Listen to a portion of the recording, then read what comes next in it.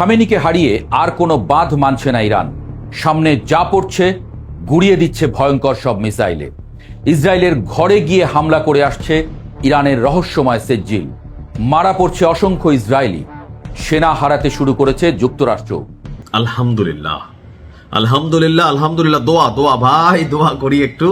আপনারাও দোয়া করেন আর ভিডিও শেয়ার করবেন। যত বেশি শেয়ার করবেন তত বেশি মানুষের সামনে যাবে। আর সবাই দুই হাত তুল্লা দোয়া করি, কারণ একটু আগে ইরান যে ঘটনা ঘটাইছে আর ইসরায়েল থেকে যে বার্তা আসছে, এখন পর্যন্ত অনেকটা ধোঁয়াশা আটকায় আছে। নিহু কি আসলে মরে গেছে কিনা আল্লাহ ভালো জানে। তো আমাদের ইরানের সর্বোচ্চ নেতা যখন আমরা সেম ঘটনাটা বললাম, আমিও নিউজটা করছিলাম যে না, তিনি নিরাপদে আছেন, ইরান স্বীকারোক্তি দেয় নাই। এখন ইসরায়েলও সেম স্টাইলে স্বীকারোক্তি দিচ্ছে না, হইতে পারে বাইচা আছে, আবার শেষও হয়ে যেতে পারে। দর্শক, ইসরায়েলি প্রধানমন্ত্রীর কার্যালয় এবং ইসরায়েলি বিমান বাহিনীর কমান্ডারের যে কার্যালয়, সেই অবস্থানগুলোতে ইরানের যে সামরিক ভান্ডারে থাকা ওয়ান এন্ড অনলি ব্লুটুথ ক্ষেপণাস্ত্র খাইবার মিসাইল বিদ্যুৎ গতিতে চলে। তো সেই খাইবার মিসাইল দিয়ে আঘাত করেছে আপনার ইরান, আর এতে ব্যাপক ক্ষতিগ্রস্ত হয়েছে তথ্য সামনে এসেছে। অবস্থান নিহুর এখন পর্যন্ত স্পষ্ট না।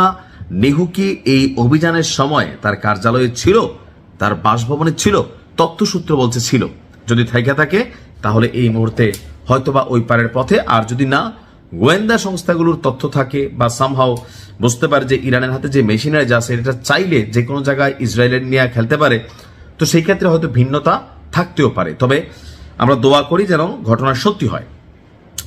ইরানের সংবাদ সংস্থা তাসনিম নিউজ বলছে, লক্ষ্যভিত্তিক এবং আকস্মিক এই হামলার কথা ঘোষণা দিয়েছে বিপ্লবী গার্ড বাহিনী। অর্থাৎ তারা বলছে যে সুনির্দিষ্ট টার্গেট করে আমরা অভিযান চালাবো।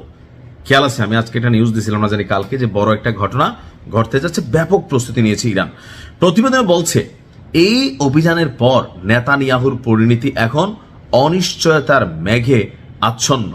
আর এই ঘটনার পর ইসরায়েলের পক্ষ থেকে এখন পর্যন্ত আনুষ্ঠানিকভাবে কোন রকম মন্তব্য করা হয়নি।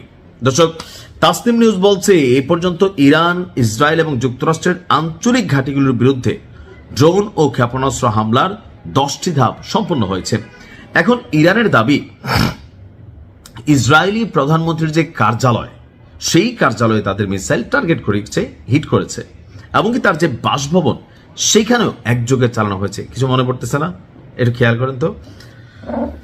গতকালকে যখন গত পরশুদিন আমাদের সর্বোচ্চ না থেকে শাহাদাত করানো হলো, তো এখানে একটা কৌশল অবলম্বন করা হয়েছিল। কৌশলটা কি ছিল? যে একযোগে ওনার কার্যালয়, ওনার বাসভবন বা সম্ভাব্য যেই যেই জায়গায় তিনি থাকতে পারেন, গোয়েন্দা সংস্থা, সিআইএর তথ্য, এই সবকিছু মিলাইয়া তারা কিন্তু একসাথে একটা সিরিজ অভিযান চালাইছিল, যেন এ থেকে যদি তিনি বিয়ে যান বি শেষ হবে, বিয়ে থেকে সি যান সি শেষ হবে, যেখানেই হোক কোথাও না কোথাও তো আছে। এখন এই বান্দার জন্য আমি আল্লাহর কাছে দোয়া করি, আল্লাহ যেন গরিবদের, আমাদের নিপীড়িত মানুষদের দোয়া কবুল করে এবং কি তাকে আল্লাহ যেন ওই পারে নিয়ে আনে। তো এখন পর্যন্ত ঘটনা নিয়ে নানান বক্তব্য আছে। ইসরায়েল মুখে কুলু পেটে রাখছে।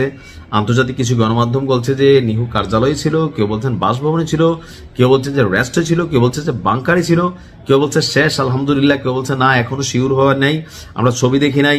আবার এআই দিয়ে অনেক এডিট করা ছবি ভিডিও ভাইরাল হয়ে গেছে, কিন্তু এআই দিয়ে এগুলা অরিজিনালি আমি যতক্ষণ পর্যন্ত আপনাদেরকে নিউজটা না দিচ্ছি, অথবা যারা আন্তর্জাতিক গণমাধ্যম অথেন্টিক তাদেরকে ফলো না করবেন। সো এই ব্যাপারে শতভাগ নিশ্চিত হয়ে কোনো কিছু বলা যাচ্ছে না, বাট ঘটনা যে ঘটছে, শুকরান।